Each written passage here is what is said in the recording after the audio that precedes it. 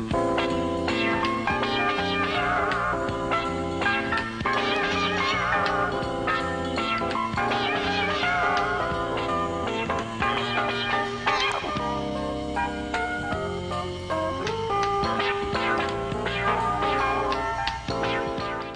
we have Urban Fire and Upinde Roots, and it's just marvelous to have powerful names that we're associated with to tell the story that we need to do. So I want to welcome you all to the program. Thank you. Thank you. Thank you. Let me start with you, Boku. We've certainly worked together on other projects, and you've been a dedicated person. And my sense is that this concept of social justice and self-sustainability is kind of a new buzzword. But you've been kind of working on this for a while. Can you explain to me what your concept is of a social justice, in particular with a self-sustaining emphasis on it? Sure. It's, social justice itself is a very broad term, and it means, all different kinds of things. And I think we were sitting around one time thinking about all the different definitions of social justice, and we came out with about 30 of them. But what we're trying to do is bring it down to that economic level, in particular, the inner cities. And the way I want to do, and I've been doing this particular project since 1998, is to use entrepreneurship as a means by which people can become self-sustainable and develop local economies, because I think local economies are what's going to really benefit the inner cities. So, when we talk about entrepreneurship, back in 1990, in the university levels, there's only 200 programs throughout the country. And now in the year 2010, there's 2,000 of them. Wow. But when you think about who do these entrepreneurship programs work with, it's not the folks in the inner cities. And these are some of the people that have had the toughest time economically. And so it only makes sense that we're teaching people how to become self-sustainable in the inner cities and developing that economy. I was just going to say, I'm sure that people may be feeling marginalized, where they don't feel like this is part of the American pie, is my pie, and they've been put out on the edges of this. And then you have to do the marketing of something like this. How do you, what graphic illustration? Are we talking, mailings? We're talking about conversations, the community, public debate about sustainability? Sunny? Well, a lot of the marketing is done through our website, and the program has really grown a lot through word of mouth and being offered through the Oakland Adult Career Center. So we find that when people meet new entrepreneurs, they're automatically excited and inspired to their own. And as far as sustainability goes, it's the program kind of takes care of itself, because first it starts off with discovering your personal passion and what your personal mission statement is going to be. And that is the outline for starting your own businesses. Yeah, that's the contract almost. It's the vision of the passion, and that's what sustains people, I imagine. So what sustains you, Jonathan? Upinde Roots is actually a offshoot of the Urban Fire program. We're part of it, and we grew out of the Urban Fire program, and it's basically a way of sustaining local economies through organic, healthy, affordable foods. And what we do is we try to provide low-income communities access to healthy organic foods through using our own medium, which we feel can meet their needs and address it simply, easily, and rather quickly. So now, is this a collaborative effort then? That's right, yeah.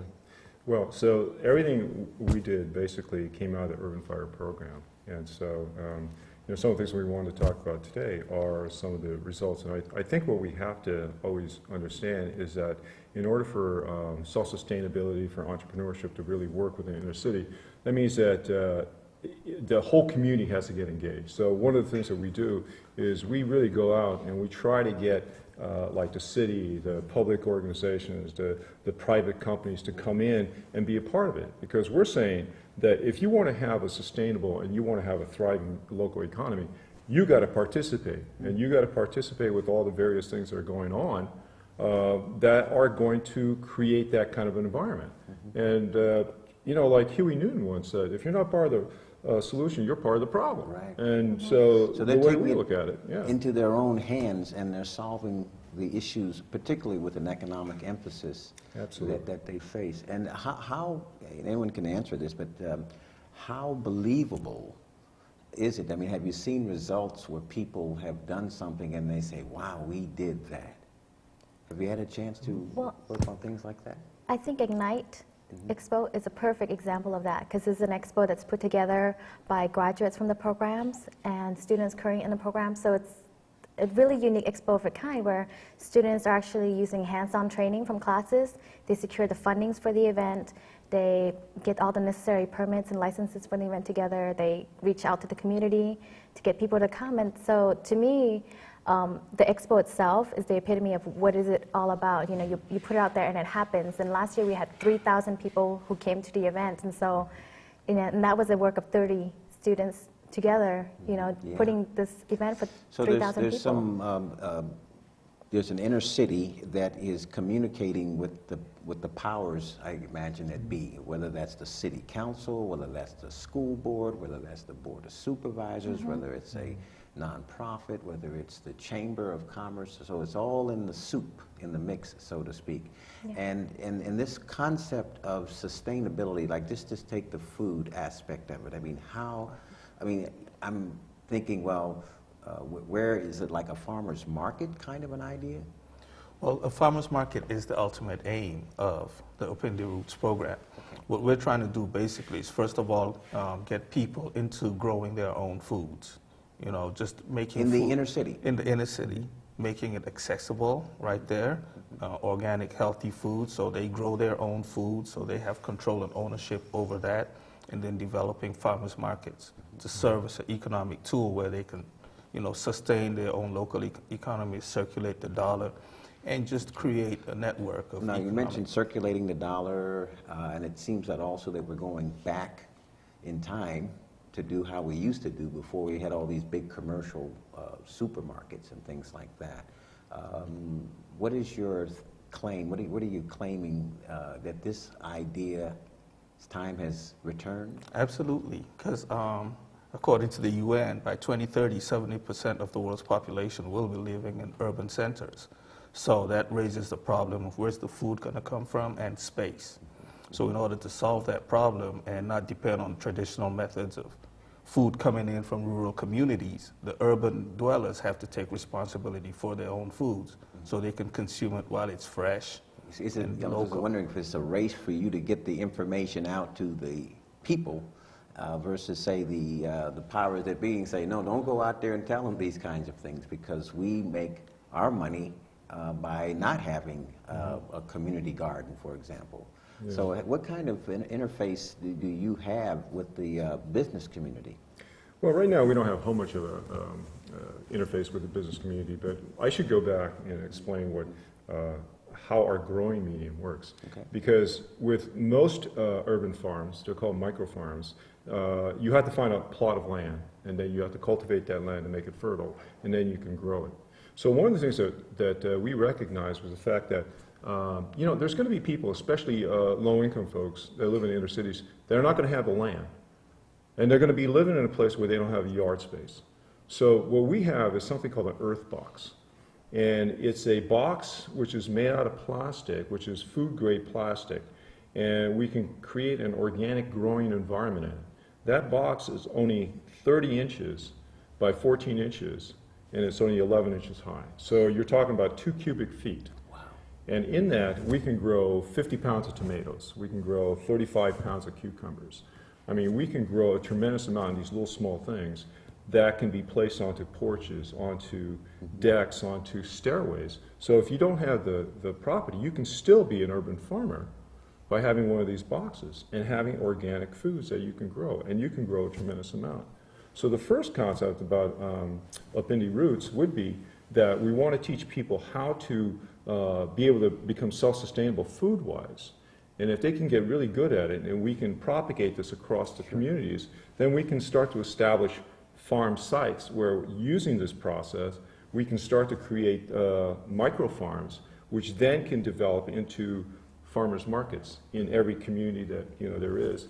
And the good thing about that, of course, is that you know, most of our foods that come into Oakland or into the Bay Area come from 1,500 miles away on the average. So that means that you are required to use energy, you're polluting the air to get it over here, and that adds to all the expenses. So just think if we could do the same thing and grow organic vegetables right here, people are going to have so much more money savings by just doing it themselves. Yeah, I was going to ask you, you have a tough task to market that concept right there. But I mean, it's realistic.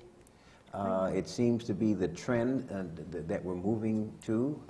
If the census says, if it's going to say what it's going to say. So if I was to open up, and I hope we have your website and everything on our slate here, but what kinds of bulleted information do you put on there, or do you decide to put on there? How much do you discuss, and how much do you just say, give us a call and come on in? Well, and the website directs people to go to the class. We talked a little bit about the program, and the class is, has been streamlined. So it's a 3-hour class on Thursday night, and people can come and learn about the information there, and they can actually have the opportunity to buy the earth box there at a discount as well. So it's really hands-on learning. It's the way we're teaching people. Is it specific to a particular neighborhood, or is it the whole city, or do you see people coming from outside the city, or a kind of a mix of everything? You know, it really is a mix, because we'll send out the information about when the classes are, and you know, we are doing classes on Thursday, but starting next month we'll actually be doing them on Saturdays as well, because demand for it is starting to really grow, and it's coming like word of mouth. And you know, we've had a huge amount of people coming to us asking us about the earth boxes and how do we do the type of growing that we do. For instance, like the American Heart Association will be getting 50 earth boxes for the, they have a thing called the stroke awareness, which is going to be on May 1. There's a number of different things we're doing, like with the Cerebral Palsy Center, with different locations of Parks and Recs, with the Oakland Housing Authority. All of them want to have these earth boxes, and for us to come in and create urban gardens for them. Wow, wow. I was just wondering, you know, it just seems that there's a passion that each one of you have to make this happen. What motivates you to do this versus, say, something else? Why self-sustainability? Why, you know, social justice? Why urban planting and things like that? It's just you know, the desire for a better quality of life, the desire to eat good food, and just the desire to just, you know, create local economies where you just see that, you know, so many communities that, you know, may be disenfranchised, but they just need a model that they can create their own economy so that, you know, they can kind of hook that up with everything else they're getting on the outside, but they can sustain themselves internally through entrepreneurship. I just think entrepreneurship is so important in the 21st century. Yeah, so the concept of entrepreneurship defined is that what a person takes on the responsibility economically, resources, has something, and I was just wondering if there used to be a concept where there was money that was based on a local community that they could continually turn around in that community. Is that, say, 3, 4, 5 years down the road, do you see? No, I think it's right now. I think you know, entrepreneurship, the way we teach it in Urban Fire is that it's a lifestyle change, right? Because it's not just about making money. It's about how you lead your life. Because in entrepreneurship, you have to learn how to work with people. You have to know how business works. You have to know just all the different things, aspects of business, about economics, all the things I think that are really important. And to start building a community from that kind of aspect. So it starts off with that, and then it goes on to you know, the greater things that you can do with you know, economics, with self-sustainability. So when we talk about local economies, you know, we want to make a vibrant, a very strong economic development here in, you know, these inner city communities. And we want it to be done by people who come from this community because they have the strongest effect on it. Stakeholders. Right. Whereas when you talk about big box stores, national chains, when they come in, it sounds great that they're coming in, but, you know, statistically, they take 70% of all their profits out of the community back to headquarters, and then they, grow it in other places. So in fact, they may come here, and they may sound like they're really great at developing economics, but in fact, they're actually taking money out of the community. Whereas with small businesses, statistics shows that 70% of small businesses retain the money right here in the community, so it gets circulated. Yeah. So you actually are creating a more vibrant community. You're growing it, yeah. Exactly, The for community is small growing. businesses. How does the say the city council, I mean, what can they do, or how have they responded to this concept? Well, that's an interesting question. I think they're very much for small businesses, but I think they see the economics. And sometimes I think what they do, and I've heard this not only from the city council, but also from people from just the different departments, is that it's much easier for them, because they're all hurting for time to do things, because all the departments have had their budgets cut. Yeah. So sometimes what they're looking at is a large store coming in, because when you get one large store coming in, they see it as the equivalent of 100 little small stores. So they can just deal with that one. But I think overall, you really have to push for greater small business development in all cities. Yeah, yeah. So I know how much city council people, and this is a play on words, their turf area, and so something comes into their turf. But of course, we also have the school district, and then you have the county, and then of course you have the state. And I'm thinking only of the political people who are elected or appointed to a position in a particular city. But all of these people looking at what's in it for me, what's going to put my name in the history books. And so 100 small businesses versus one, say, big one, and I don't want to use any particular name, but one of the big names coming in. And then, of course, you have the unions. I mean, are you interfacing with any issues with them? Are they saying, why don't you get off of our turf and just let us run this? I think that's vocal.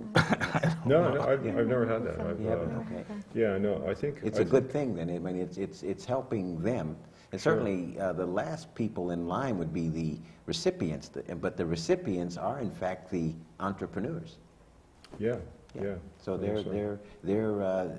so they gain, they see, they experience, and so it kind of gives them a new life that they can do something in their community. That's right. Yeah, that's right. So I think when we look at that too, what Sonny was talking about, something like Ignite, which is two things really. It's about allowing our students and students from all over the Bay Area who are launching businesses to have a venue in which they can really show off their businesses, showcase their businesses. Okay.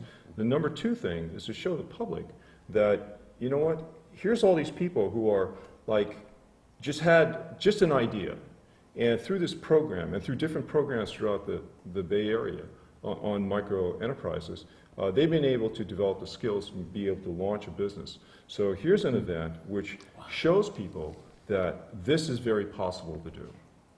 And here's the different resources that we have. So not only do we show off the new businesses that are starting in our communities, but we have at least 30 different organizations that work with new and small businesses that'll be there as well to tell you how they'll help you to develop your business. What about Small Business Agency, the SBA? Yeah, they're a Yeah, sponsor of our event. Oh, great. So they're in. And I imagine that this is an idea that you've been working on for a number of years, but it just seems to have arrived in the last, say, 2 or 3 years. Can you That's speak to true. that?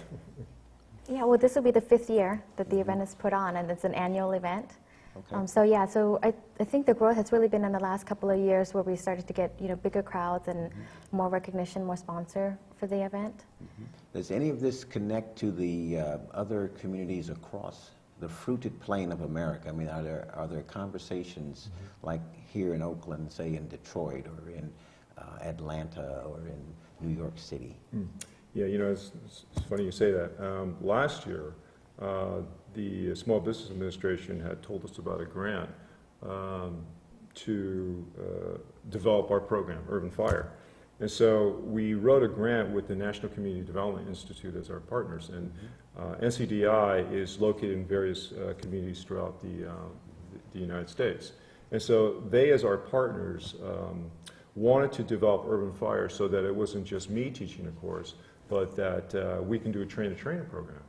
And through this grant that we received last summer, they liked our program, SBA liked our program so much, they gave us the funding for it to develop a train-the-trainer program and to develop the curriculum so that it could be used in more than just here.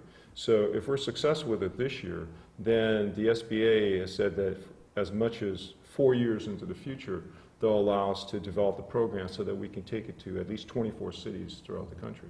And it started right here in Oakland. Yeah, you know? yeah. So I can imagine that the economy with this roller coaster going up and down, we're somewhere between a recession and a depression right now. How does this concept fit in, say, blighted neighborhoods or where there's been so much outsourcing, say like Detroit? I mean, half of the schools are closing down. The city is almost bankrupt. I mean, how does this idea fit into a design when the economy, the wild card, so to speak, is not doing as well versus when it is doing well? Might want to speak to that? Yeah, I think it's Sure. it's the best time to start a business. Yeah, many experts say when the economy is taking a downturn, that's when the entrepreneurs step up, you know, and that's exactly the time when you start going into yourself and figuring out what your passions are and how you can take your passion and use it to earn a living for yourself. So with the down economy, right now is the perfect time to take that idea, try to mold it and fashion it into reality and launch it. Who's your target? I mean, give me a profile of the average. Is it a college-age student, a person that's resuming a career, maybe coming out of raising children or something, or is it the retired type person, or all of those? you know, it's an interesting mix because our programs are filled with people anywhere between 18 to 88. Seriously, there are people that are, That's good. yeah, they're way over, right? And then what they talk about, there was a survey in AARP magazine that said that over 1 million people over the age of 50 were the ones starting businesses, and that's the largest population of people starting businesses. But then you have the other side too, which is the Generation Y. Yes, I was folks, going to say X and then Y.